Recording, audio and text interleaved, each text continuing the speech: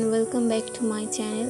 তো আজকাল এই ধরনের থালা দেখছি খুবই ট্রেন্ডিংয়ে চলছে, যে কোনো অনুষ্ঠানে এই ধরনের থালা ব্যবহার হচ্ছে। তো চলো আজকে কীভাবে এই ধরনের থালা বানানো যায় সেটাই দেখাবো। তোমরা এই ধরনের থালা যে কোনো পুজো সামগ্রী বিক্রি হয় এমন দোকানে পেয়ে যাবে। তো এখানে আমি থালাগুলো ভালো করে ডলে ডলে ধুয়ে নিচ্ছি। তারপরে সব থালাগুলো অ্যাডজাস্ট করে ওগুলোকে একটা বড় পাত্রের মধ্যে জল ভরে সেটাকে 1 ঘন্টা মতো ভিজিয়ে রেখে দেবে। তাহলে তাতে কি হবে, মাটির থালা পুরো জলটাকে শুষে নেবে, নইলে রং করার সময় তোমাদের অনেক রং খরচ হয়ে যাবে। তো তুলে নেওয়ার পরে আমি এখানে বেস কালার করে নেব।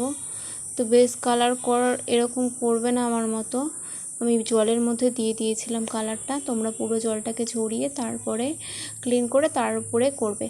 একটু জল নেবে, একটু কালার নেবে, নিয়ে মিক্স করে ওটাকে বেস কালার করে নেবে। প্রথমে একটু কেমন ফ্যাকাশে লাগবে, কিন্তু পরে কালারটা সুন্দর হয়ে যাবে। কিন্তু কিছুক্ষণ রেখে দেবে, 10 মিনিট কি 20 মিনিট এমন। তো তারপরে এখানে আমি ইউজ করছি ক্যামেলের রেড অ্যান্ড হোয়াইট দুটো ফেব্রিক, আর 000 একটি তুলি। দেখো তুলিটার মাথাটা কি অতটা সরু।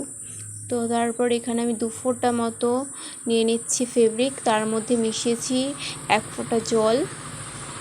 তারপর আমি এখানে ড্র করে নিচ্ছি একটা সার্কেল। তো বাকিটা করে নিই।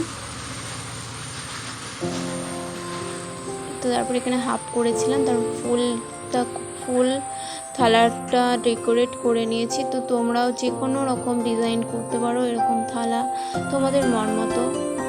আমি এরকম করতে সিম্পলের মধ্যে রাখার চেষ্টা করেছি, তোমরা যে কোনো কালার করতে পারো। তো ভিডিও এতটুকুই ছিল। তো থ্যাংকস ফর ওয়াচিং।